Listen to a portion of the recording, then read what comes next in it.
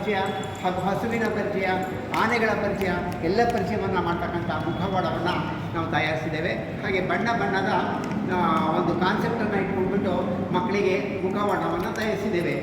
ಈ ಮುಖವಾಡ ಕೂಡ ನಿಜಕ್ಕೂ ಮಾನವನ ದೇಹದ ಒಳಗಿನ ನೋವನ್ನು ಮರೆಸುತ್ತದೆ. ಹಾಗಾಗಿ ಅದಕ್ಕೆ ಮುಖವಾಡಗಳು ಅಂತ ಕರಿತೀವಿ.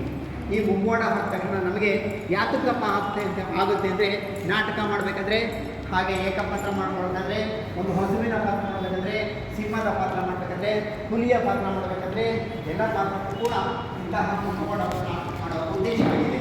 ಹಾಗೆ ಬಣ್ಣ ಬಣ್ಣದ ಒಂದು ಮುಖವಾಡವನ್ನು ಕಾಣ್ತಾ ಇದ್ದೇವೆ ನಾವು. ಪ್ರತಿ ಹೊರ ರಾಜ್ಯದಲ್ಲಿ ಹೋದಾಗ ಈ ಒಂದು ಮುಖವಾಡಕ್ಕೆ ಬಹಳ ಬೆಲೆ ಇದೆ. ಅದು ನಮ್ಮ ಈ ಒಂದು ರಜಾ ಮಜಾ ಒಂದು ಶಿಬಿರದಲ್ಲಿ ಇವತ್ತು ಮುಖವಾಡಗಳ ಪರಿಚಯವನ್ನು ಮಾಡ್ತೇವೆ.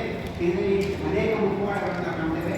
ಆನೆ, ಸಿಂಹ, ಚಿರತೆ, ಹುಲಿ, ಈ ಎಲ್ಲ ಮುಖವಾಡಗಳನ್ನು ನಾವು ನೋಡ್ತಾ ಮಕ್ಕಳು ಸಂತೋಷವಾಗಿ ಕುಣಿತಾರೆ, ನಲಿತಾರೆ. ಹಾಗಾಗಿ ನಾವು ಈ ದಿನ ಮುಖವಾಡಗಳ ತರಗತಿಯನ್ನು ಮಾಡಿದ್ದೇವೆ.